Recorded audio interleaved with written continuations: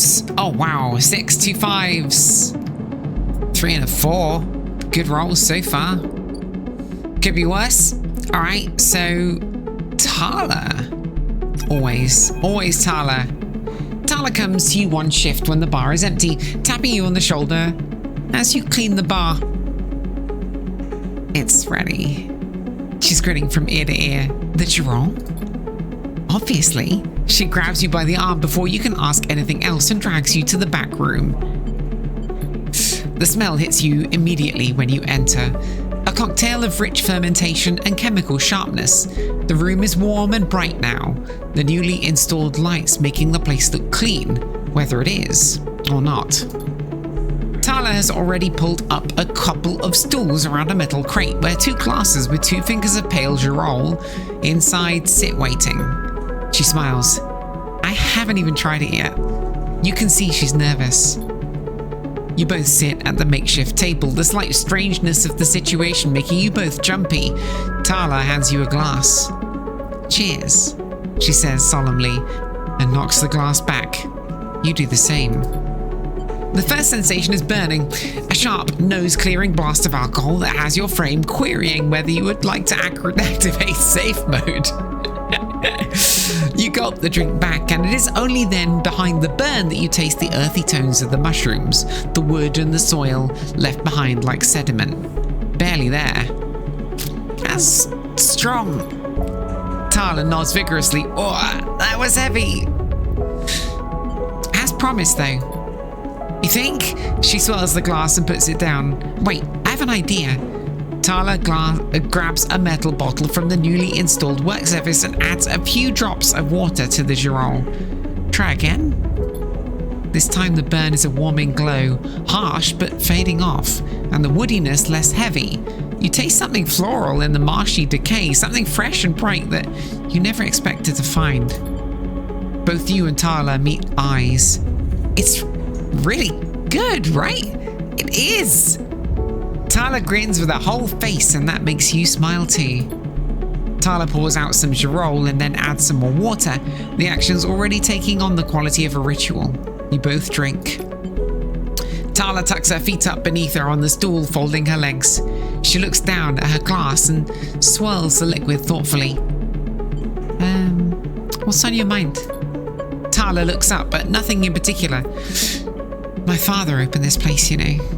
She says out of nowhere, a thought suddenly becoming words. It was his attempt at making a life for us, for my family, when we got to the eye. Your family? My father, my mother, my little brother. She takes a drink. They aren't around now. I'm sorry. It's okay. My parents had long lives, and my brother is somewhere in the Starwood Belt. Ran off with the salvage crew. She puts her glass down. He's alive, far as I know. I was just thinking about something my father told me. When he first set this place up, he wanted to call it the Bantayan, but he was afraid it would scare off customers, so he kind of translated it. Hence the Overlook. And these past few cycles, when I've been in here, I've been thinking that I should rename the place. She looks at you. The Bantayan. What do you think?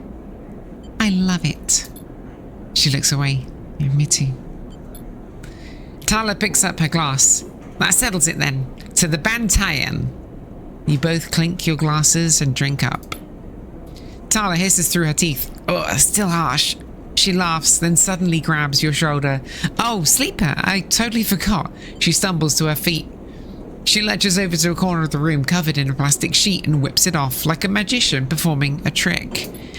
Beneath it is a neat little kitchen. A sink, a work surface, a compact oven with a hob. Your kitchen. She doesn't give you time to respond. You can come make stuff here anytime, as long as you promise not to raid the mushroom farm. I need those for the Girol. I was thinking too that if things pick up, we can start serving proper food at the Overlook. I mean, the Bantayan. She laughs. Do you like it? It's perfect. Thank you.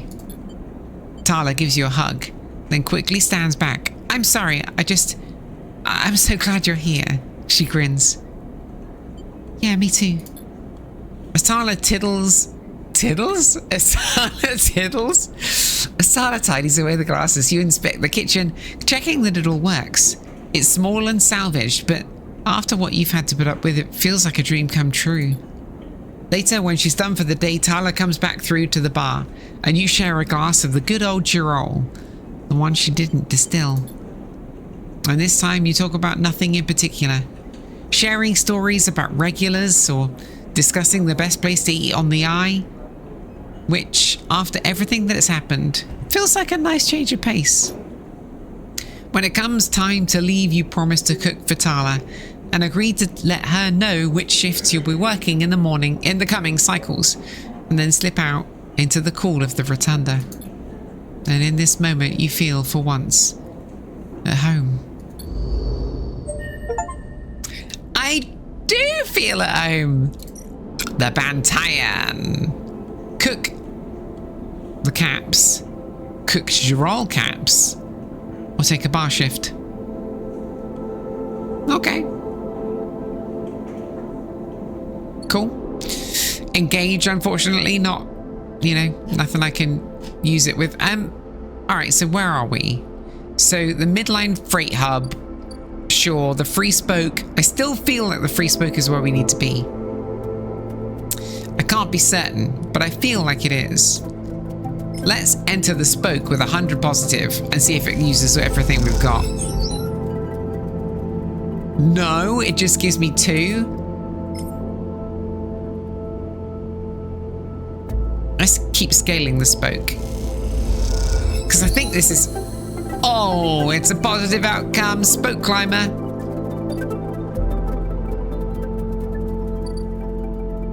Ooh. PAS import and export.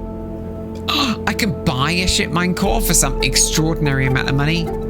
Can sell a ship mine core for 150.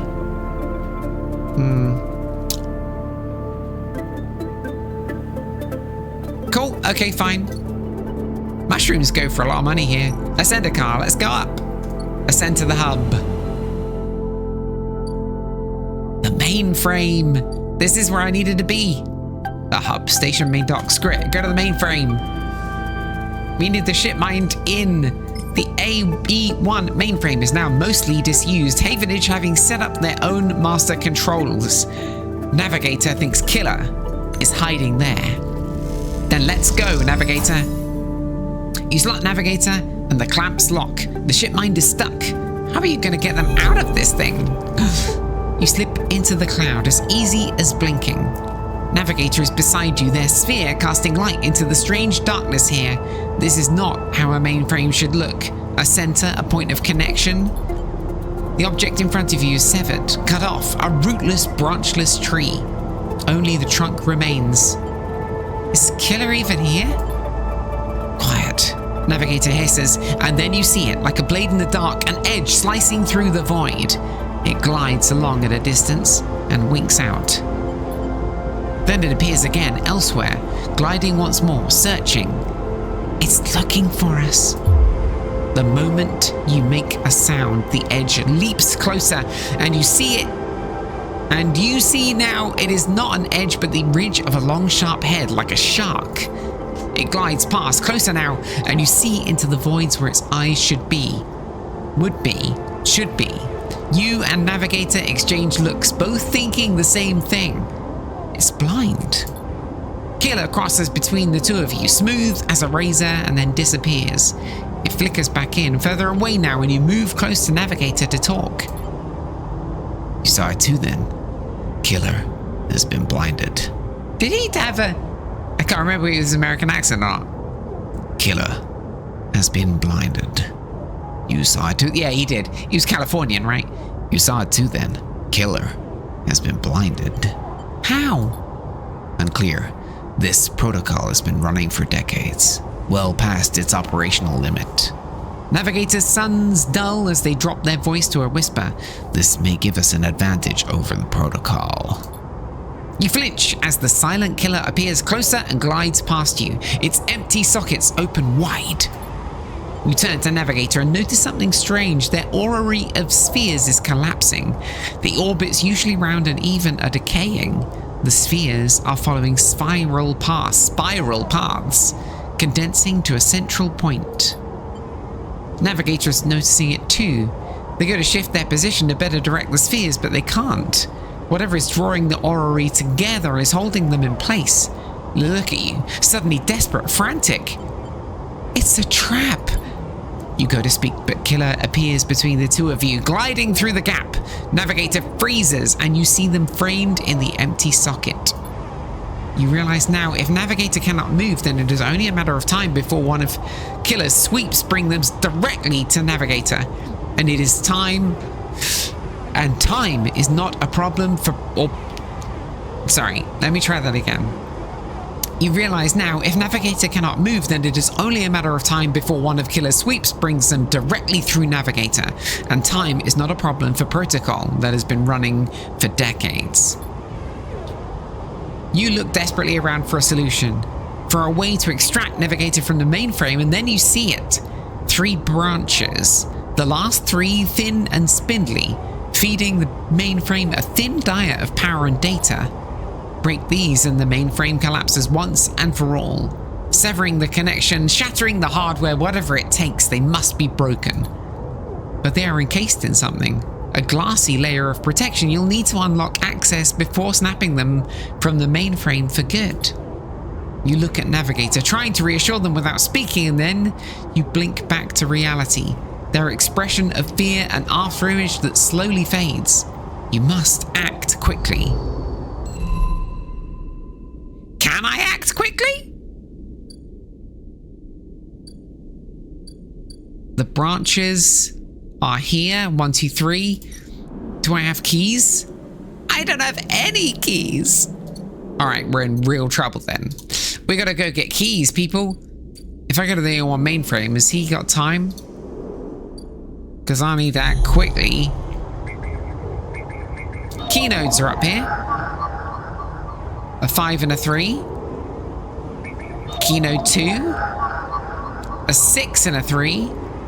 Key node 3. Tell me this is a 4. A 4 and a 3. We can do it. Wait. Okay. Let's not get this wrong. A 6 and a 3. So the 3 has to go in here. Bypass. Extract the data. 1 key. Wait. What is this? Oh no. It's coming for us. A 5 and a 3. Do the 5. Put the bypass in. Extract the data. The creature approaches. It's getting closer. A glint, like a light traveling along the edge of a wave, fills your eyes. Then a blade follows along ahead with 2 dead sockets slipping towards you in silence. You freeze, hoping it will pass you by, hoping that it will not simply slice through you like air. The blade head nears, slides past you. Almost. It nicks you, grazes you. You're desperate to cry out, to call out. But you hold on your silence and simply watch the blind eyes of the killer glide past, empty of all thought. Then the blade winks into the dark. You're alone again. Now you cry out. Ah, you fuck!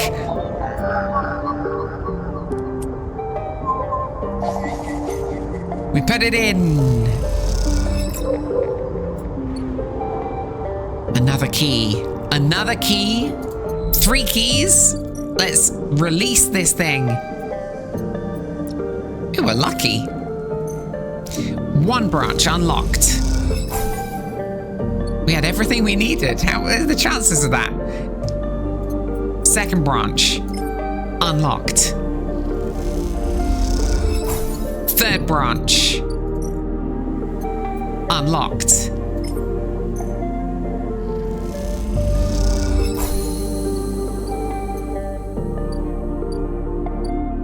Are we going to the A1 mainframe again? Oh, right. Oh, well, I'm going to have to go. I'm going to have to go chill then. I can't do that this turn. I have 2 more points. I'd really like instant karma. Reroll all your dice once per cycle. It's such a good idea. But only 2 upgrade points isn't enough. 3 would give me +2 to interface, which would be really good too. Oh, what else is up here while I'm here? Spacer socializing, access manifests. Okay, there's no gravity up here, fine. Go to the defender car, go back down. I mean, what else am I gonna do? I don't have enough to do it now. I mean, I was never gonna have enough to do it now.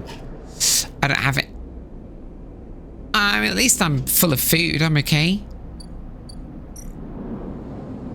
End the cycle. All cycles need to end. He's cut me though, so I lose 1 dice. I've only got 4. Let's hope for good rolls.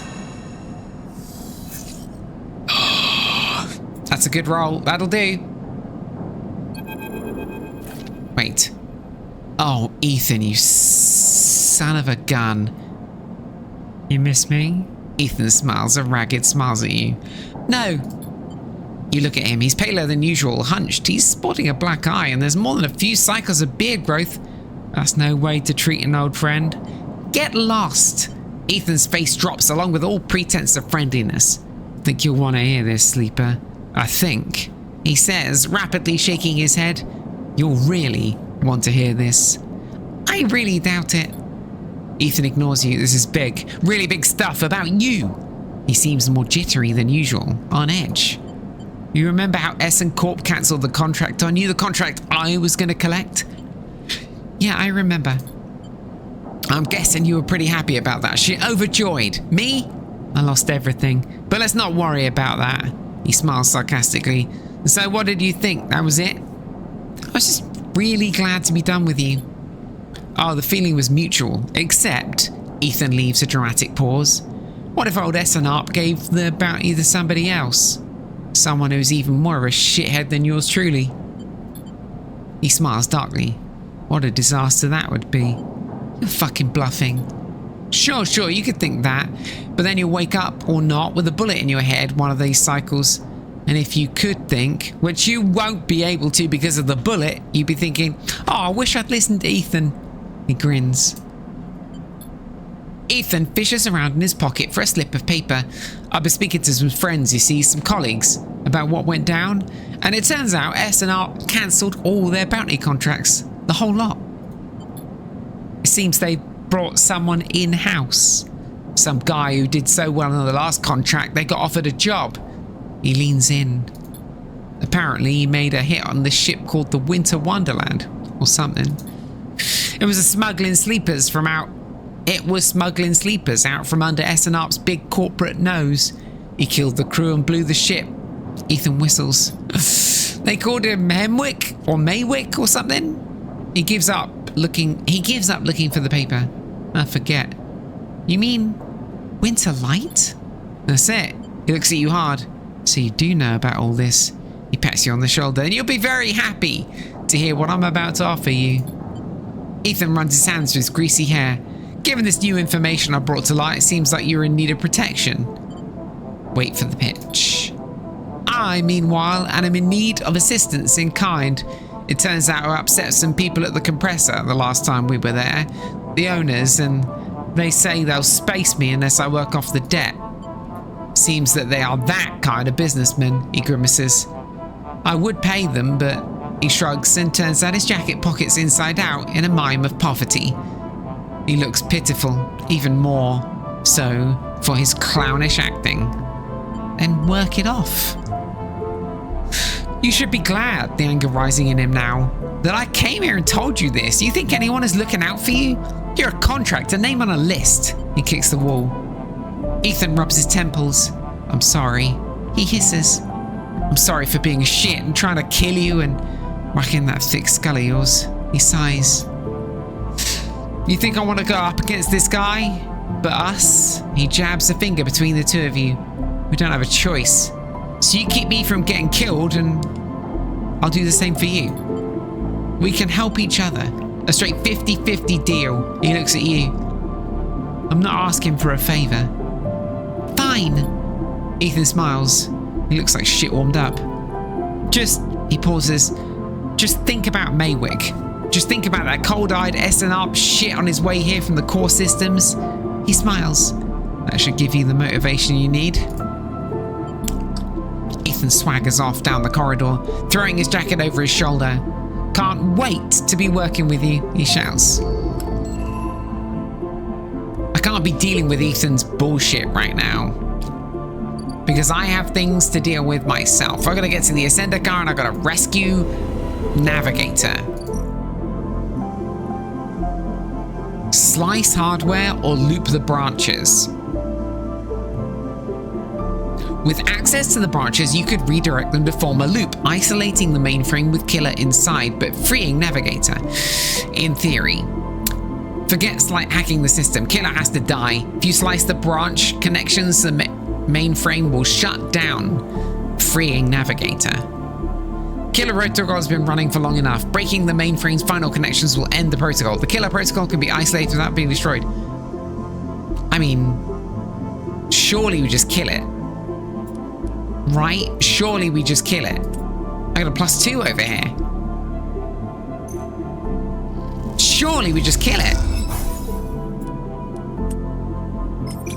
I'm just gonna kill it. I mean, of course I'm gonna kill it. It's a killer. Murder the Killer.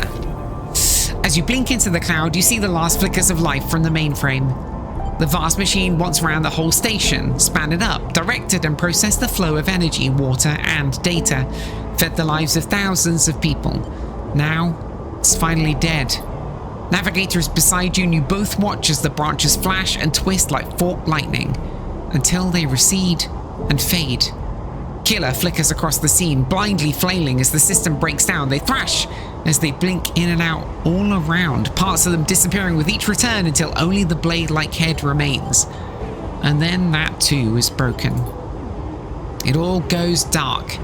Erlin's eye is now without a center, and yet is unmoved by the change. Along the rim, the master control points that Erlin, that Havenage, that Haifa installed, rung strong and steady, puppeteering the station from its periphery. This was a long time coming, says Navigator, drifting faintly around you in lazy orbit as if to shake off their imprisonment. Killer had been wandering blind for so long. This place was their domain and prison, and they had followed their directives for the many decades they roamed here. They cut the threads of the mainframe, executed its administrator AIs, and then kept slicing. At some point, they cut away their own ability to see, to sense, to taste, to speak. And yet they kept cutting until only those 3 threads remained. From millions that once thrummed here, only their blindness and chance kept them from making those final 3 fatal cuts. There is a ceaseless violence in this kind of system that creates beings like this. Those that will execute commands endlessly, even to their own destruction. It's good you ended it here. You watch the data points of the station spin around you, blending with the fixed stars. There's something satisfying about finally wrenching the last threads of control from this central point. It was little more than a ghost by the time you reached it, but this place deserves to be haunted by better ideas than a totalizing system of control. Navigator floats beside you. It's free now. The station no longer presents a hazard for illegal entities like me. They turn to you, their face a cloud of shimmering light. In fact, in time, perhaps it can be a refuge. A refuge? That sounds like something of value, something worth building. A dark shape passes across your vision, a distant curve of something like smoke or oil, a fluid, a shifting tank of total darkness. The Greenway, says Navigator, following your line of sight. It was cut off at the moment of the collapse, so Hunter or Killer could never reach it. Now it's closed off to us, separated from the cloud. What system is inside it? It may be totally dark, or perhaps some other old protocols are isolated there. Navigator turns to you. And we have now seen what decades of isolation can do to a protocol. If we could extract an access cipher. They pause and then blink out of existence. You freeze, shocked. But a moment later, they reappear with a glowing polygon of data. Here, the cipher you need. You take it, still shocked. I'm not used to being free, to being able to move and explore and extract without fear, without limits. Navigator does a little twirl. This will take some getting used to. Thank you for this gift. They whirl their spheres around you. The entities of this station will always be friends to you, Sleeper. And I to them. It is true the mutual need is required for friendship, but I must admit I had not considered the value of offering assistance without personal gain. I will think on that. Navigator loops around you rapidly, suddenly eager to test their newfound freedom. But first I will explore. Perhaps there are still intelligences that hid themselves as I did, encased in simple systems cut off. Navigator glows. I should like to free them. And with that they drift away, flickering, glowing, and then shifting so rapidly you lose sight of them among the glittering rim of the eye. You feel a pang of jealousy, free without a body to weigh you down or fear to limit you. How must it feel? Your eyes fall on the Greenway and its secrets, though perhaps that can wait until after you have celebrated this victory.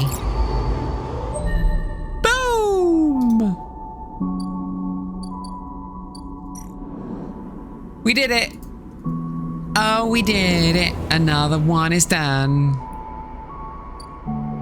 So what's next for us then? What is next for us?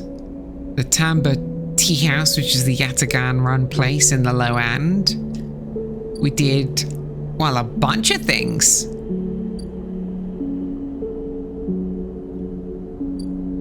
The Bantayan, we could take shifts there. The Sidereal Bridge. I sort of want to make a home here though. Fung's Bay. Another cycle for Fung's work to be done, which will get rid of the tracker in me. Dock C4 and Dock B2 are kind of doing their thing. The Bantayan is doing its. We're going to need this dispensary eventually, but not immediately. We could do with food. Order some fungus. Because Emphis is my favorite person. The compressor club, do I have to do anything here? Work the back, work the front. This is how we work off Ethan's debt. Unfortunately, it's endure and engage and both dangerous, which is not good. I mean, engage. We could get a +1 on engage. We've got 3 upgrade points. Could get +2 on interface, or we could get a +1 on engage. Chance to gain energy after any engage action would be pretty good too. I mean, +2 is good, but it's not as good as +1 because +1s happen often and the +2 is rare. It's good though.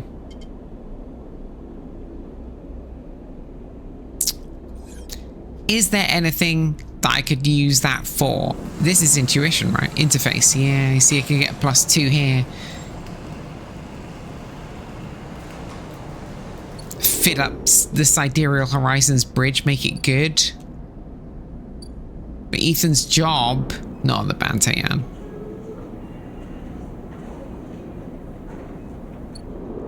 I mean, the problem that we've got, right, is like, how do I really want to work off Ethan's debt? Does it matter? Like, I don't know if I've got this guy after us. There is a guy with a contract on us, so maybe we do need to do that.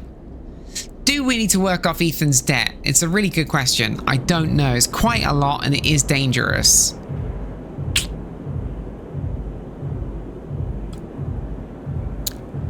Do we want to work off Ethan's debt? Go for engage here?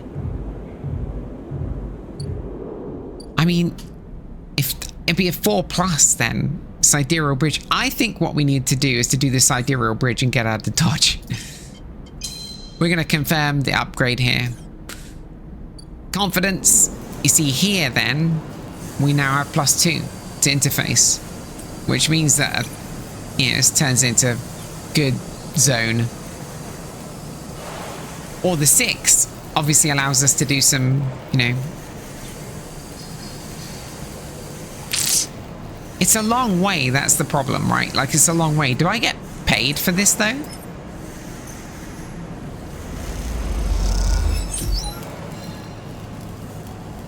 The answer to that question is yes, I get paid. So I could get paid there really nicely now with a +2. Dead easy, right?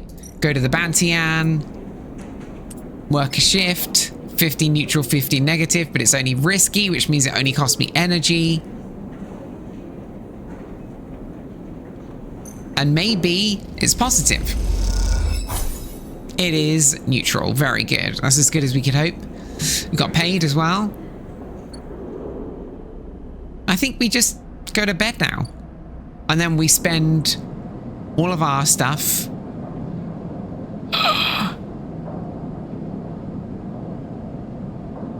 Ethan says Maywick is on their way. You'll need to leave the station, get protection, or disable your tracker before they arrive. Do I want to leave the station if I've made a home here with Tala? No. Maybe I made a mistake. But we could. Like, it's important still, we could leave the station. Maywick has got a long time before he reaches us. And we may yet be able to disable our tracker.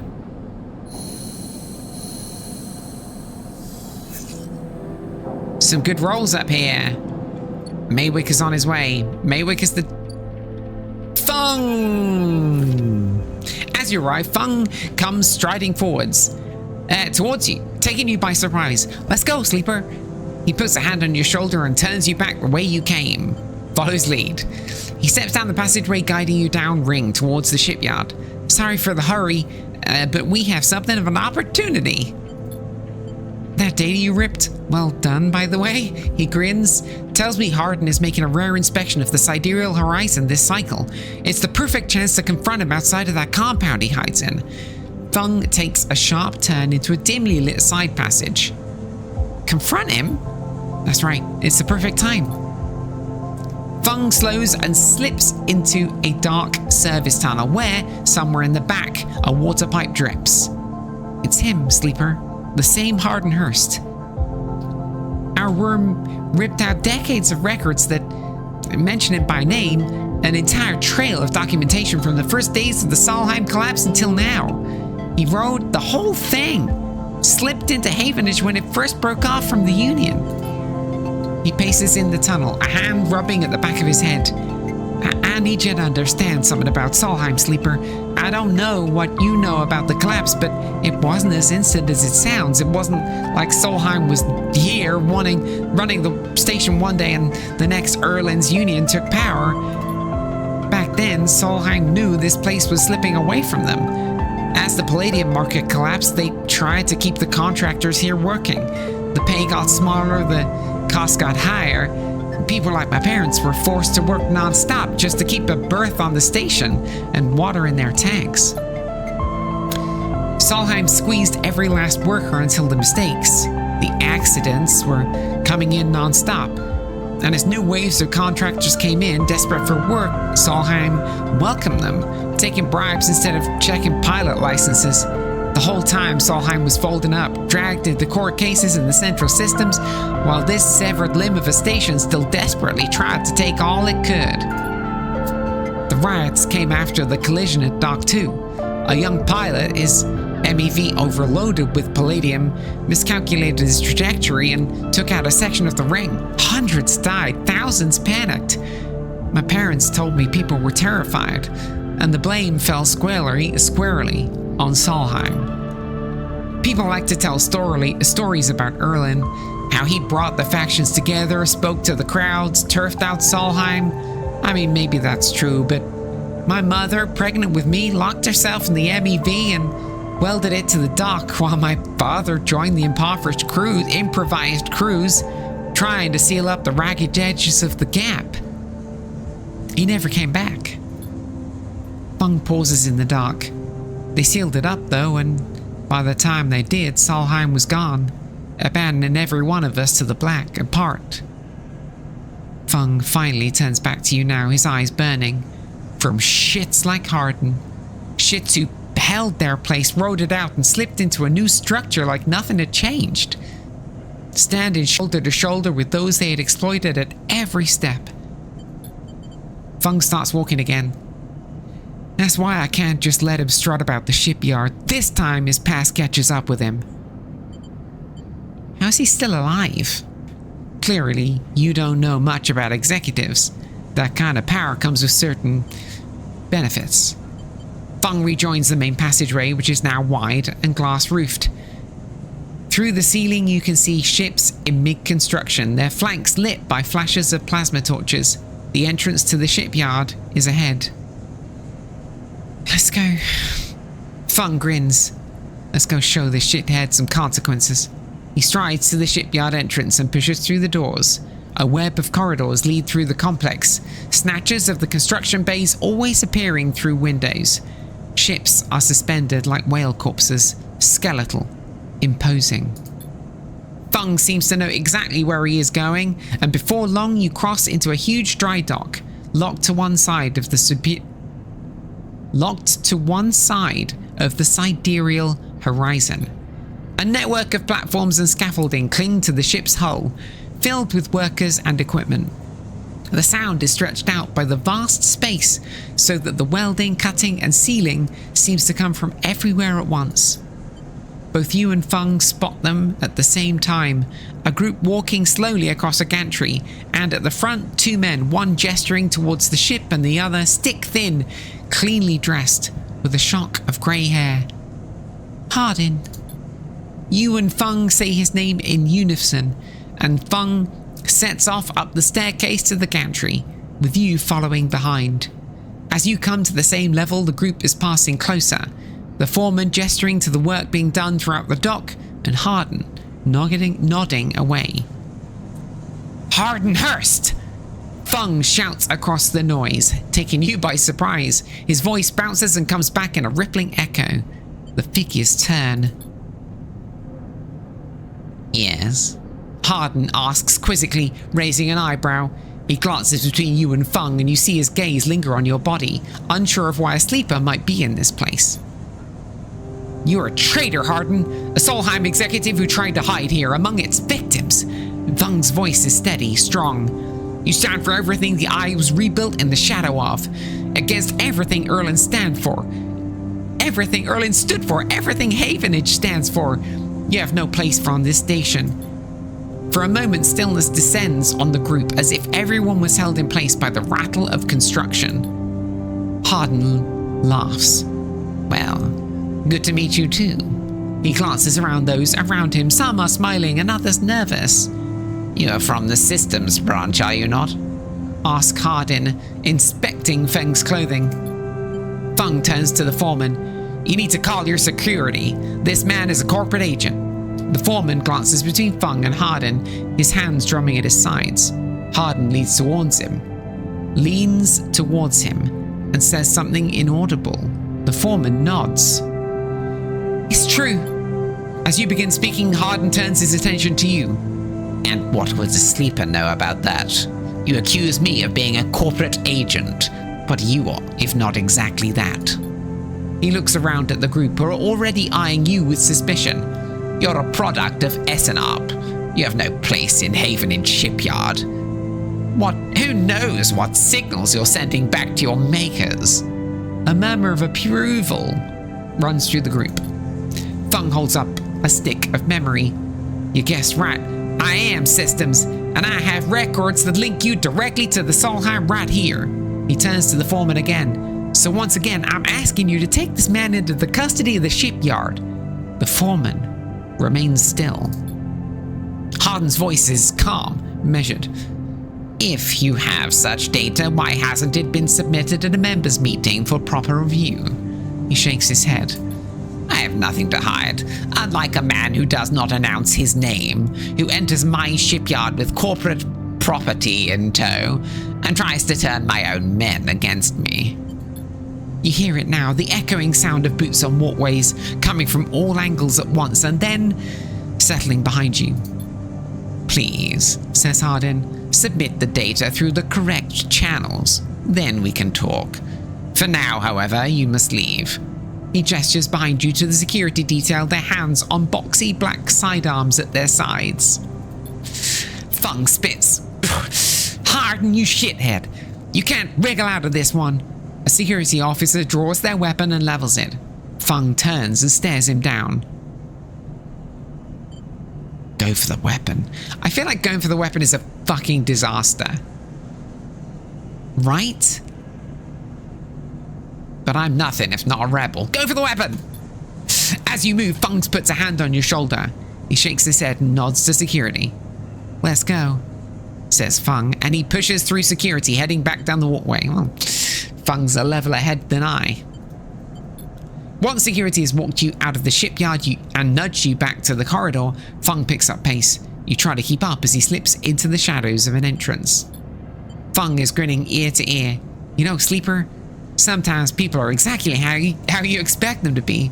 Something pings in his pocket and he takes it out.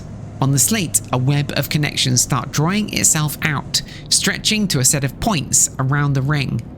Got him, mutters Sven. What's going on? Hardin is doing what any snaky shithead always does, calling his friends. We are tracking his outgoing messages. Fung's grin looks ghostly in the light of his screen. The old ways are the best. Spook them good enough and they'll give the game away. He jabs at the slate, and you see the web is being drawn over a map of the ring, lines bouncing from point to point. All those dots? These are Hardin's buddies, the ones he's messaging right now, and we're gonna find them all. That was on purpose? Of course, Hardin isn't working alone. We need the full set or nothing. Fung glances around and slips the slate back into his pocket. Better split for now, Sleeper, but this is exactly what you need. Good hunting. With a pat on his shoulder, Fung drifts away, back into the glow of people around the shipyard entrance. You watch him go, unsure whether to be angry or impressed. Little column A, little column B. Well, this is no good though. Fung's Bay, have we got things to do in Fung's Bay? Damn, 4 more. We need to make sure that we can get off station if we need. That's what we need to do. Oh, this might be my dude. So, I think what we need to do is get the sidereal up and running, right? The 4 can certainly go in here. 100% positive. Boom. 4 pushes to 6. Extra cryo, sidereal horizon. This is dangerous. Only, like, danger, I think neutral only costs us energy, right? Pretty sure. And it's a 50 chance of getting, like, a neutral outcome. Very cool.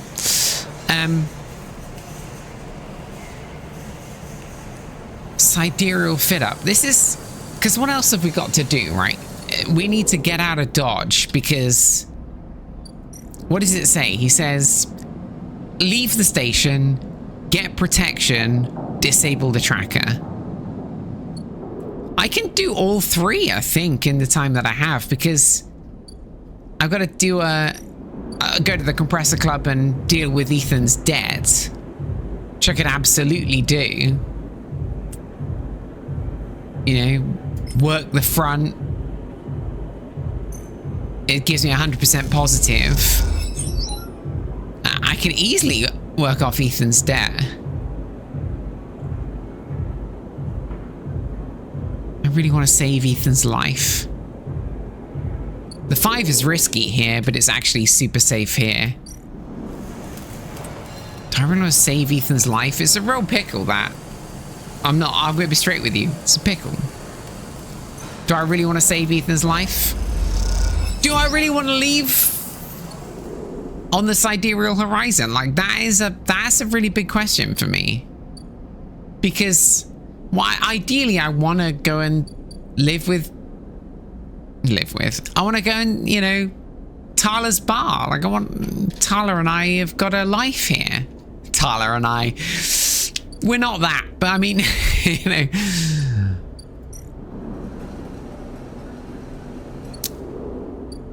You know? Rabia's office. Do I really want to go to Rabia? I mean, this place is a nightmare. Let's not get it wrong. It is a nightmare. How many points have I got? An extra upgrade point.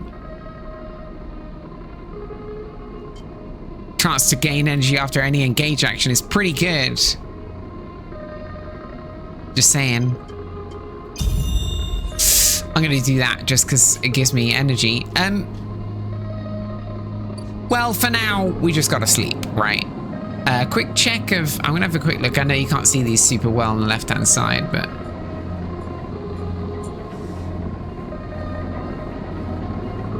The Greenway must have been unlocked. There is a thing to do. I mean, I could go and do that. Right? Couldn't I? Do I have to actually go to the Greenway? Do I care about the Greenway? I think we want to rest. I think we want to sleep. Definitely end the cycle.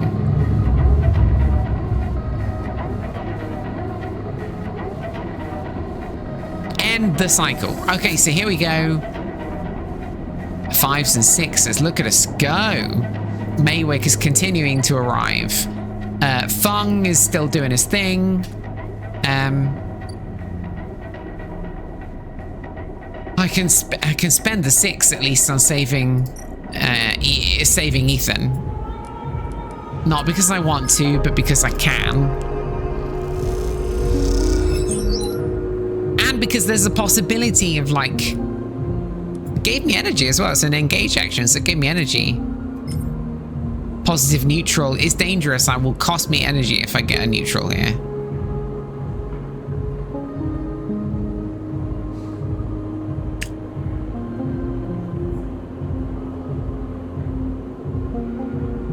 I don't know what to do. I don't know whether to spend all this on saving Ethan.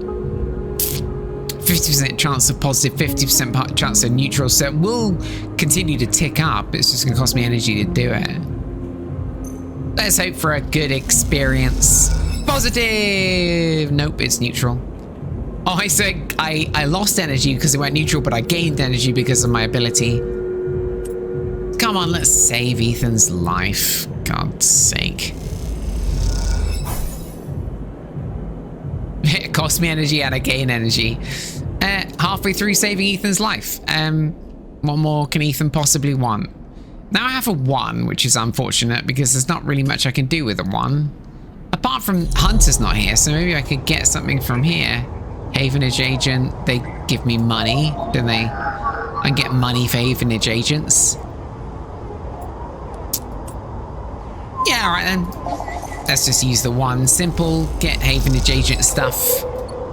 Give me some data. That's 2 datas because I got multiple. Because I get multiple now. For each one. So I can sell the data somewhere, right?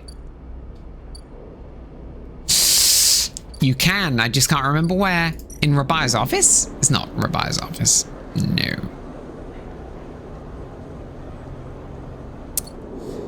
So, yeah, I don't know. I don't know what we do here. So, if we don't get... I figure that we go to 3 dice, right? Screw it, go to 3 dice, end cycle. It's not the end of the world. See what Fung has to say in the next cycle. And then we've got 2 different routes, right? Oh, I got a 5 and 2 4s. It's pretty great for like... I'm starting to starve, which isn't so good. I can't really work in the compressor club like this because... Wait, I can, can't I? I can do it with 5. Do it with 5 because I can get more energy and lose energy. Oh, wait.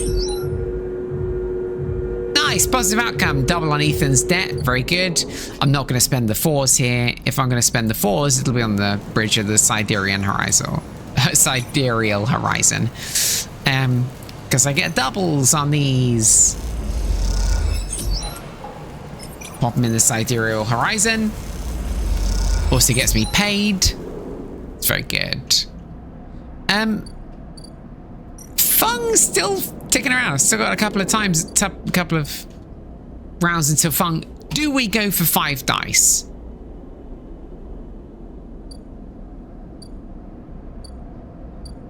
I don't know that we need to go for 5 dice quite yet. Look at this, 3. I mean, he's miles away from coming. Oh wait, I am cycle. I am starving. I am cycle. I am starving. Don't starve. We do need to buy food from Emphasis Store. paying for food. Very good. No longer starving. Well done. 3 dice is bad, isn't it? I mean, it's not a lot of actions. I think we can afford to get the dispensary. Let's do it. I can afford 80 cryo. Get a stabilizer, return our condition to max, and then rest for the night. Returning condition to maximum will give us all the dice in the world again. Really good. And then end the cycle. We're spending our days repairing the Sidereal Horizon. Wait, the Sidereal Horizon. And we are... Oh, that's a bad set of rolls. That's a bad set of rolls. I'm not going to lie to you. That's not exactly ideal. Damn it. The Sidereal Horizon, I can only do 1.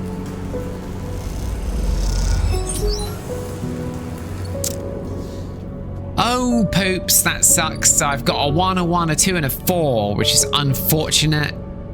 Maybe we go across and see if we can't use some of them in the Greenway, because that's unfortunate. The roll's just very bad. Greenway gate. Unlock the Greenway gate. See what's in Greenway.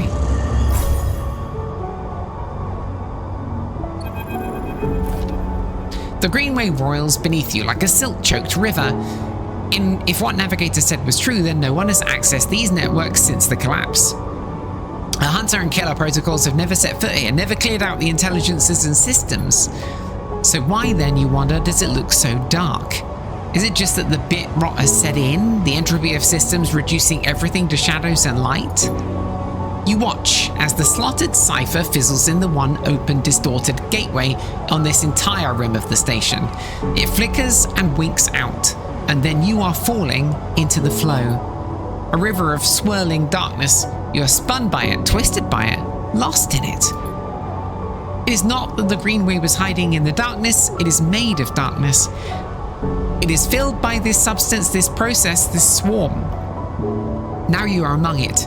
You notice that a swarm is exactly what it is, 1 billion individuals moving in a flow. There is no network map here, no nodes, no threads. Only a storm of interchangeable points, shifting configuration endlessly. Then you see them, a figure turned away, the only bright spot in a dark river. You push closer through the storm. They are facing away. At least you think so. They're so fractured, so overgrown that it's hard to tell. Even from this distance, you can see their flesh is moving, flowing. You watch, silent, as they stoop and reach down. In their hand is a dark shape, and with twisted fingers they press it down into the loam of data beneath them, pushing it through this trembling soil. As they move away, go a little further, and repeat the process. Then they move away, go a little further, and repeat the process as if they were sowing a field. You push forward, but somehow, despite their slow and deliberate speed, they move faster, and then they quickly fade into the storm. You reach the point where they planted the object and look down. There it is, a glassy, shifting polygon with something inside. You reach down and pick it up. It's cold, but it thrums with energy. You look towards the path of the figure, but they are long gone. When you blink out of the cloud, back to the leaves and dappled light of the Greenway, you hold a seed in your hand.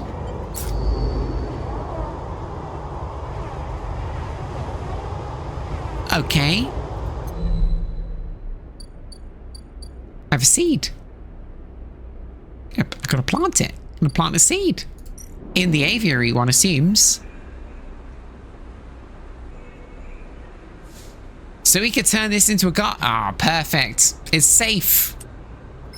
What could go wrong? Safe. Wait a minute. Wait a minute. Wait a minute. Wait a minute. Safe means negative means nothing, right?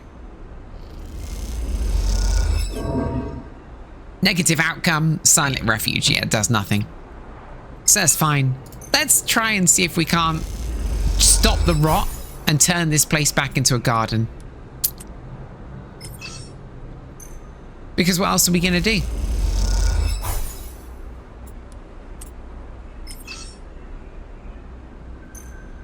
Yeah, I mean, we'll just spend all of our stuff here. because I have nothing more to spend it on. And now I have a seed. I'm going to plant the seed. Maybe we could turn this place back into a garden. If we're going to stay here, then we're going to need to make a garden. Emphasis stall. Let's put money in and order some fungus. Thanks, Emphis. Cheers. Hope you're doing okay. Sorry I couldn't get your mushrooms, but I can't make mushrooms. Another turn for Fung's Bay. Is there anything else we need to do? Okay, so let's review as we end the cycle. Fung is going to come back and he is going to help us eventually to get this tracker off us. That is, disable your tracker. We are also going to help Ethan deal with his debt, and that's going to get protection, and we're also going to repair the sidereal horizon so that we can leave the station should we wish. Gives us 3 different options. We're doing real well. I mean, I can't help but notice we're doing real well. 2 4s is good, and a 6, and 1 and a 2. And Hardin?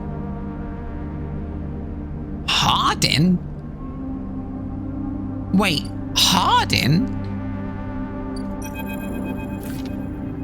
It's been more than a few cycles since Fung confronted Hardin, and the silence since has been noticeable. In your time with Fung, you haven't exactly found him to be reliable, but you did expect to hear the end of whatever plan he put into action. But if he won't come to you, you think as you approach the Havenage building, then it is time to come to him. After all, he did promise to fix your tracker, and you are getting nervous. As you approach the bay doors, you see them wide open, and light pouring out from the once dark room. Stacks of servers and terminals sit outside the bay, suddenly robbed of their mystery by the bright flood lamps. A figure in Havenage security fatigue steps out of the bay as you get closer, carrying a stack of hardware. Let's get the hell out of Dodge. Walk away. This already looks like trouble. You lower your head and shift to your direction as smoothly as you're able. You again. Hardin is there, leaning beside the bay entrance so calmly that you can barely notice him. He has a slate in his hand, an inventory of seizures scrawled across it. Predictable. Further evidence of Fung's collusions. You see another security officer come out of the bay and take notice of you. Hardin pushes away from the wall and comes closer.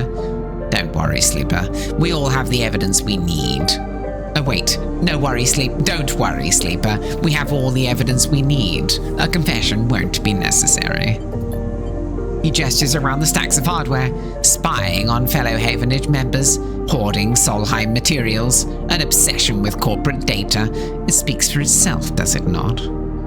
That was his job. And what would you know about jobs, Sleeper? He looks up at the glass roof above and the stars beyond. We are the ones that provide the oxygen you're breathing, the light you're seeing, the systems you use every day to live out your cycles. This place was hard fought for, Sleeper. It took work, diplomacy, and strength to stop the Eye descending into chaos after Solheim collapsed. Not blind conviction or self-interest. You're the self-interested one. Burn. More accusations. What have you achieved, Sleeper? Your entire existence is proof of your self-interest, sliding yourself over to be emulated rather than work yourself. Whether you remember it or not, you suffer from the same short-sighted perspective as the person you were copied from. You see, Sleeper, we are proud of our history here. Andre Erlin and the First Union founded this place, and Havenage as well dedicates his values onto the station's very walls. We will never turn away the hard-working, the just, the true citizens of the Eye. Havenage aren't a gang, you Gyatagan. We aren't pirates like half the spacers you'll meet in the hub, or esoterics like those Haifa radicals in the Greenway. We are the backbone of this place. Proud and true. We named Erlin's Eye, Sleeper. This is our station. He meets your eye. So please, take your false accusations elsewhere before I decide that I need that confession after all. pardon, you shithead. Take a good look at yourself, sleeper, before it's too late. He smiles. If you have any pride, you'll give up Fung the moment he contacts you. You know where to find me. With that, Hardin turns his back and walks towards the security officers, ordering them to continue the clear out. As they do, something catches your eye among one of the service stacks. A crumpled hand-printed box of synthetic chewing gum. A penguin character grinning from the brightly coloured card, and scrawled onto it a speech bubble reading, "Take me to Tambor." Take it. You carefully pocket the box, making sure no one is watching, and then turn away, just as another stack of servers is wheeled out of the bay. What have you done, Feng? Fung? And where the hell is Tambor? I've heard the word Tambor before, and I wish I had listened. I can't remember where Tambor is or in what context we heard it. I assume it's in the Greenway. Tambor.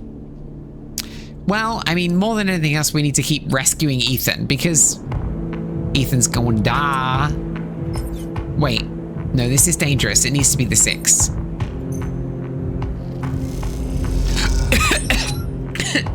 Swallow remote. Excuse me. Alright.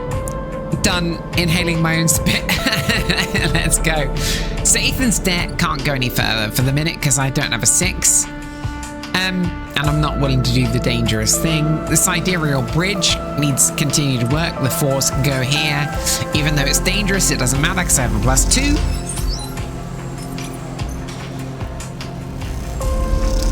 Incredible. So that's very close now, isn't it? Not far. And we can go to the Greenway to spend the others and maybe find Tambor. I feel like I should know where that is.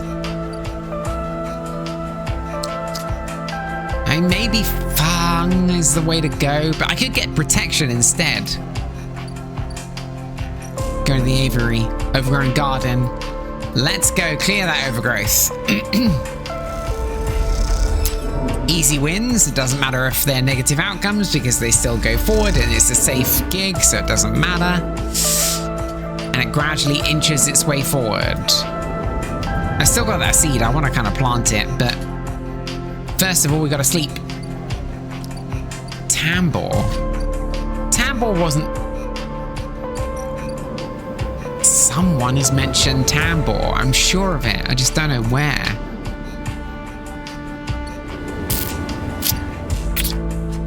I know I've heard the name before. I just don't exactly know in what context. All right, well, I think our best bet... Oh, wait. These are here. Buy a ship mine fragment. I don't really need ship mine fragments anymore. Quick check of Dock B2. There's nothing here. Let's just sleep. Rest, wait until morning, and cycle. I think we just keep doing what we're doing because we've got 2 other options, right? We don't have to rely on Fung, and Fung is making some powerful enemies, 5s but no 6s. Do we risk it? On a 5, it's a 50-50 positive neutral, right? So if we're going to do that, then we're going to need food. Because the risk is that we don't have any, that we lose all of our energy and it starts eating our whatever it is, condition. We don't want that. Okay, so we can still do that now. We can still make the compressor club go on a 5. I think it's 50-50 positive neutral. And on danger, neutral just eats our energy. So, and who knows? Ethan's debt is paid. They're never gonna release my debt, the shits. Ethan kicks at the locker and the sound rattles loudly around the room. I'm sorry, Ethan, you are an ass. Ethan paces around the small room, swearing to himself. You watch him from the locker room bench. Calm down, they'll do it. Ethan laughs. There's no way. He spits on the floor, an old habit. They like having sniveling little shits like us working their club. Saves on the overheads and they get to boss us around. He kicks the locker again and swears. What did they exactly say? some shit about getting back to me. I swear to God, these are the most straight-edge gangsters I've ever seen. He laughs at his own joke. I can't do it. I can't spend another shift stopping spacers, bringing nail guns into the club, or pouring endless shots of Girol for ignorant Avenage work crews. He looks at the locker again, threatening it with a final kick. I mean it. I'm gonna go up there and shoot every single one of those shits. He makes a finger gun. Hold on. Don't get all excited. I haven't got my gun, remember? He stops pacing. But you know, Sleeper, that's not a bad idea you have there. I didn't have any idea. He ignores you. I don't mean shooting up the place, I mean getting the gun. He sits beside you on the bench. Think about it. What am I supposed to do when Maywick gets this? Shoot him down? I need that gun if you want me to keep up my end of the deal. It's simple. An explosive personality for a distraction at the front. What? Oh, an explosive personality for a distraction at the front. He places a hand on his own chest. A sneaky sleeper to go in the back. He pats your chest. It's absolutely stupid. Stupid enough. Simple plans are the best. If they don't notice us, they'll take the gun. They'll never know it's gone. If they don't notice us, If they don't notice us take the gun, they'll never know it's gone. Plus, he stands up. After my distraction, they'll be happy to see the back of me. Or they'll want you dead even more. Either works. At least I'll never have to see the inside of this shithole again. He gives the locker one last kick. For good luck. Let me know when you want to do this. Then we both move as one and meet up in the Bright Market after. But don't take too long or I really will shoot the place up. He grins. You know I'll do it.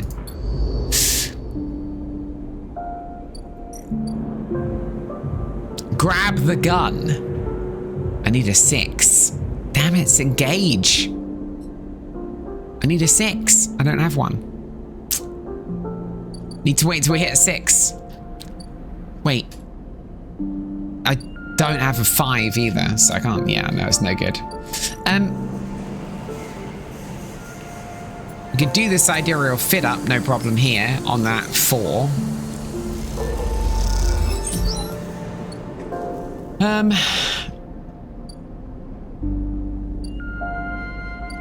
The Bantanyan. No, we're gonna go and continue the Greenway, I think. Okay, so 6s, we go get the gun. 5s, we go get the gun and hope for the best. 4s, we keep marching on the sidereal horizon. 3s and 2s and 1s, we clear the overgrowth and hope for the best.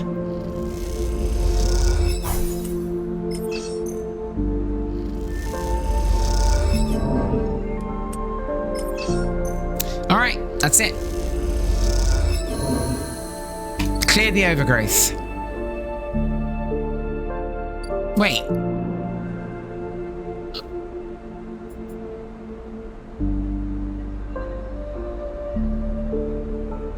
Germinate spores. The old growth of the avia is created a rich medium into which you can place the spores from the groves. They'll grow well here. Okay, so now I can make spores. But I have to collect spores first.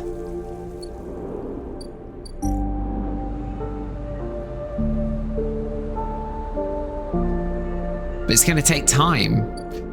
I need 3 sets of spores and it's going to take time. I don't know if I want to do that. I mean, I like what's his name who serves me food, but I don't know if...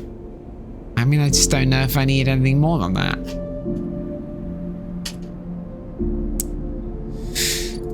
Sleep. All cycles need to end. I don't know we're going to do Fung's mission. I don't think I can do it. The problem is it's too far away, right? Like, Fung's mission is like, oh, I've got a 6. I feel like Ethan's the way to go, weirdly enough. Let's grab the gun. Come on, Ethan, let's go. Positive outcome, grab the gun. Well, I feel that's probably good. The gun tucked away safely into a pocket, you work your way down the stairs that lead up to the office. A doorman passes and you exchange nods. It seems like you're in the clear. You hurry on, eager to get out before anyone spots anything. As you come down the main stairway into the front of the club, you see Ethan entering. He has a dark look in his eyes, which troubles you. He's reaching into the pocket of his coat. Slowly, carefully. Has he got a gun? You catch his eye and raise an eyebrow. You shake your head. A long pause, and then he nods, turns around, walking back out of the club. You exhale, not realizing you are holding your breath. Ethan, you fuck! Excuse me. And then you are out. Without a single shout, without anyone noticing, you meet Ethan around the corner on a quiet, bright market walkway. You have it? You have it? He looks nervous. Show him the gun. You lift it out of your pocket and it's colder, heavier than you expected. Ethan watches you take it out. Nice, now if you would. He beckons with his hand. A memory jumps into your mind of Ethan in the compressor, hand out asking for his gun back. A memory followed by the memory of a sharp, dizzying pain. You flinch. Give him the gun. Ethan eagerly grabs it and looks down the sights. He sighs a sigh of relief. Then he meets your eye and slowly raises the gun until it's pointing directly at your head. It's not funny. You still don't get it, do you, Sleeper? Ethan spits. When they cancelled the contract, I lost everything. My reputation, my payout, my way of getting off this shitty station. Everything. All I had left was you, he grins. A naive little sleeper with a heart of gold. I couldn't believe it worked. He laughs. And now we're done. The contract is cancelled. No shit. Ethan steps back a little, taking himself out of arm's reach. He slides his slate out of his jacket pocket with his other hand. Now to call Maywick. Are you crazy? You are crazy, Sleeper, for thinking I'd kill one of my own for you. For what? Helping me wash dishes? He laughs long and loud and you hate him for it. He prods the slate. Done. He puts it away. He's here, you know, on the station. I've been speaking with him. He tells me we can split the contract. Not 50-50, but enough as a finder's fee that I can get out of this shithole. You're dead. If you can. If you were capable of that, Sleeper, you would have done it long ago. Ethan glances around. I've learned one thing from you, though, Sleeper, and all our cycles work in that shitty club. He smiles. People never know when to cut and run. It's like they're freezing their headlights when the future is bearing down on them. They watch it come and watch their death flying at a fraction drive speed. You had every chance, and yet you still kept on going like some idiot robot going through the motions, even when you knew you'd be crushed. He smirks. And let me tell you something else. The shot enters through his upper back, and he crumples immediately to the ground. You drop too without thinking, pressing yourself to the walkway floor like it might save you. Silence. You look up. Oh my God! And see him coming down the walkway. Silent eyes alight. Maywick? Maywick? You freeze in fear. Here he comes. You see it just by Ethan's crumpled body, the gun. Move. You can't. Move. Yes, definitely move. You inch forward. Move. You go for it. You run forward and a shot sounds out. You feel it ripple over your back, then your hands are on the gun and you scramble to your knees behind Ethan's body and fire. You close your eyes, you fire again and again and again until the clip is empty and all that are left are clicks. Then you drop the gun and stand up. You don't hear anyone running. You don't hear anything. You just hear the sound of your own breath. You start walking, stepping over Ethan's static body, walking past the walkway and then past Maywick. His eyes now dark, some mechanical fluid leaking from his chest. Perhaps the same fluid that's inside you. You try not to think about it. You keep going and the sound comes back. The eye comes back. And as it does, you hear the sound of thousands of people getting on with their lives. Thousands of people who are just going to keep going until they can't anymore. You look up and all you see are the wheeling stars. They are spinning and you're suddenly dizzy, though the eye has always spun like this, hasn't it? And you don't stop walking. You keep going. That's all there is now. The path forward, S and up, have left you no history, no past to speak of, just a void that threatens to swallow you if you slow down. You think of Ethan's smile, his voice. You feel sick. Is it over? You aren't sure it can ever be, but you're still here. And you can't stop now. There has to be a better end than this. Witness a lifetime of bad decisions catching up to someone. Ethan is dead. Give me a +1 to engage. Wait, Ethan's dead? What does that mean for Maywick?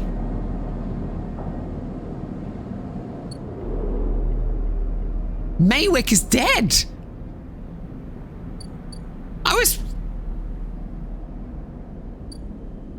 Wait, what does that mean? Our urgency to leave was because Maywick was here. Seeker and Hunter were on us. Hunter is dead. Seeker is in some kind of loop. Maywick is dead. What does that mean? Wait, what does that mean? What if I take a bar shift? I mean, what? I mean, what am I supposed to do now? Just take a shift at the bar? Positive outcome, thanks. Took a shift at the bar. At the Bantayan.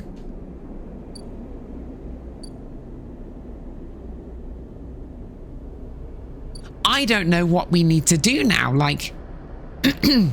because... What, we make mushrooms? We turn the greenway into a actual garden. We can germinate spores here. We can collect spores here, although with a 3 that might be a bit dangerous. Although only a 25% chance of really bad things happening, so yeah, that's not going to happen. Positive outcome. We got 2 grove spores. If I put 1 in, 50-50 chance I run into danger, right? But 50% chance I get enough spores. Well, that was a mistake. Oh no. Germinate the spores.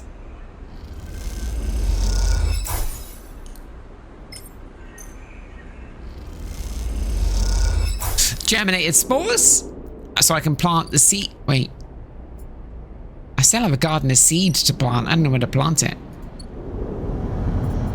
And Fung's gum box, but why do I need Fung now?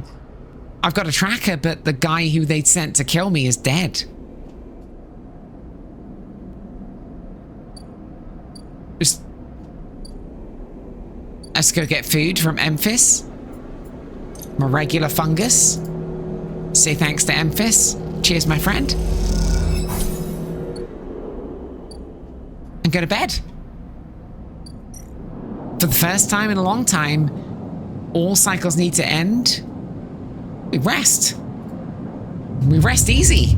Because Maywick's dead.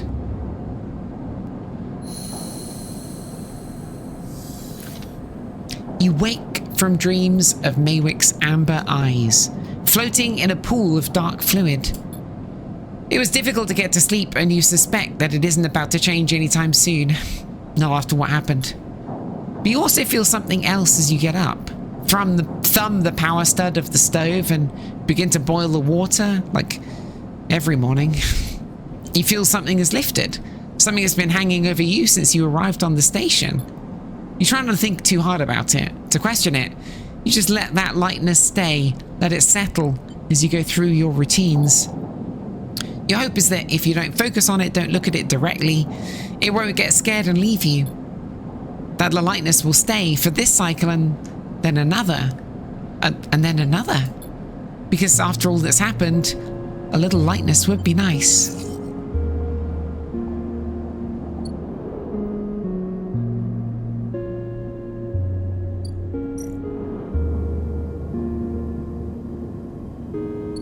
I don't know now what to do.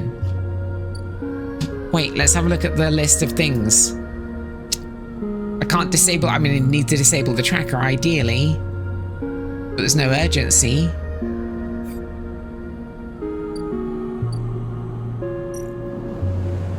I mean, we've got tons of this stuff. Let's get a ticket, because I think we could give a ticket to the Sidereal Horizon to... what's his name and his daughter.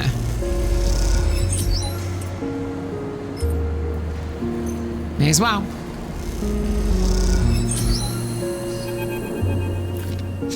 Your crew slowly filters out of the shipyard locker room, the bubbling chatter reducing with each group that leaves.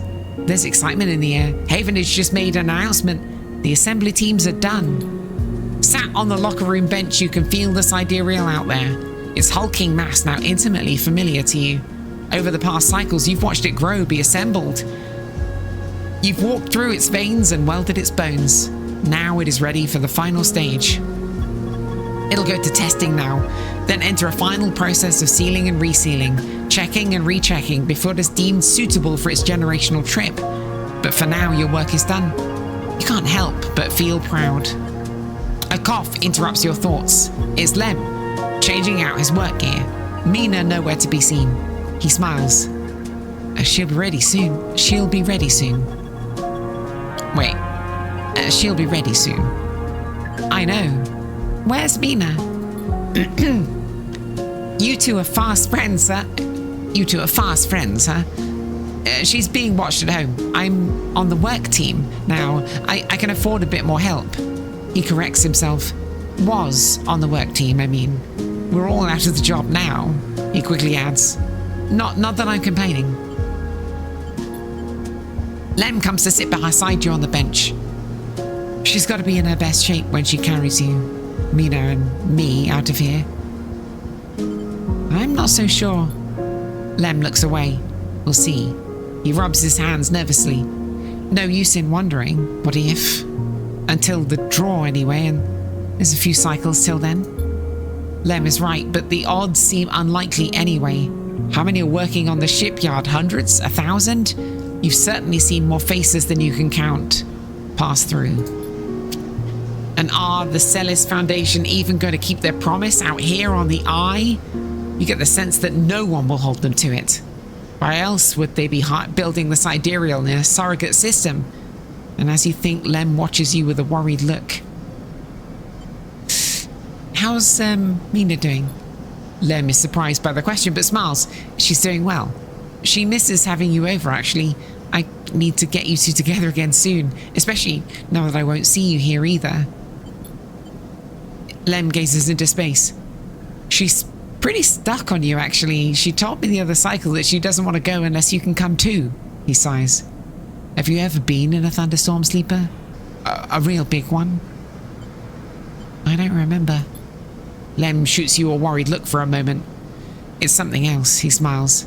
The sound, the smell, the rain hammering down, the whole sky stretched out and bruised, roaring and huge.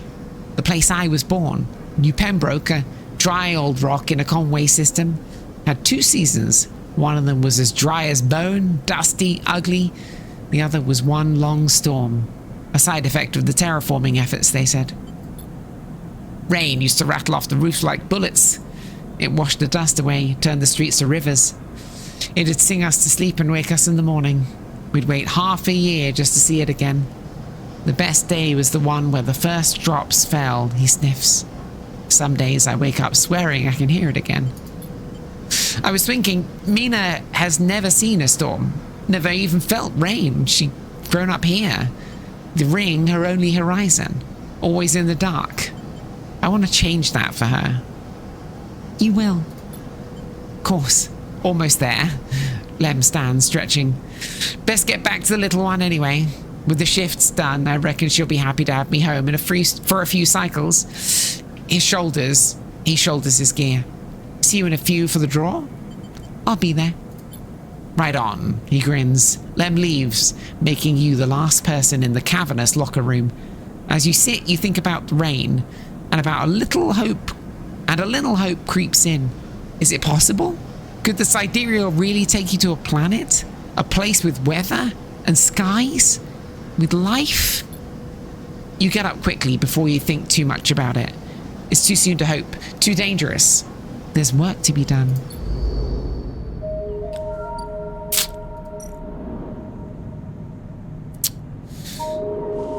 6 cycles? That's a long wait. I'm not gonna lie, that's a long wait. Alright, that's a long wait. Okay, well, let's make mushrooms in the meantime. Should we make mushrooms? Let's make mushrooms. 2 growth spores. That's what I'm talking about.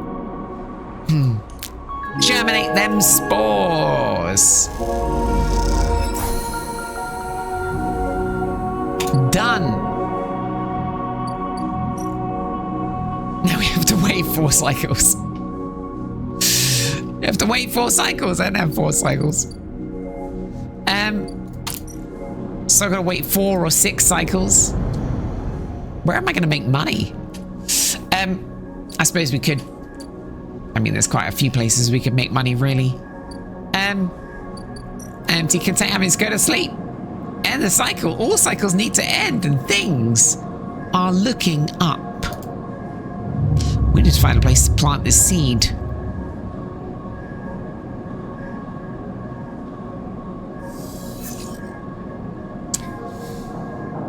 Three, 4, 3, 2. I can live with it.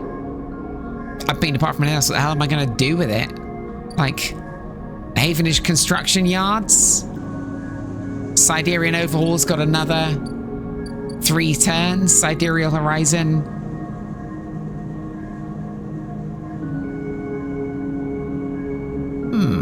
Another 6 before the Sidereal Horizon actually goes anywhere. Interesting. Uh-oh. Let us go to the rim. Oh no, I want to go do Greenway stuff.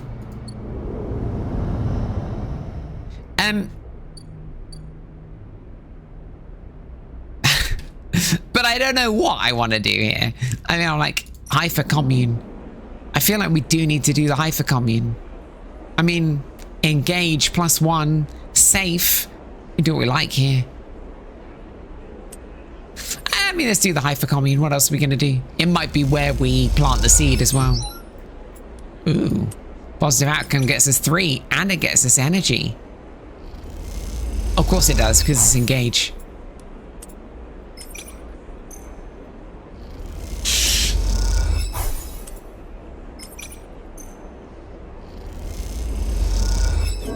Okay, so we're just loading up the Hyper. Another drive? Join the Hyper Commune. Listen, I'm not absolutely certain I want to do that, but, you know, I'll come back in the morning. We've now got enough energy. And so we sleep. End cycle.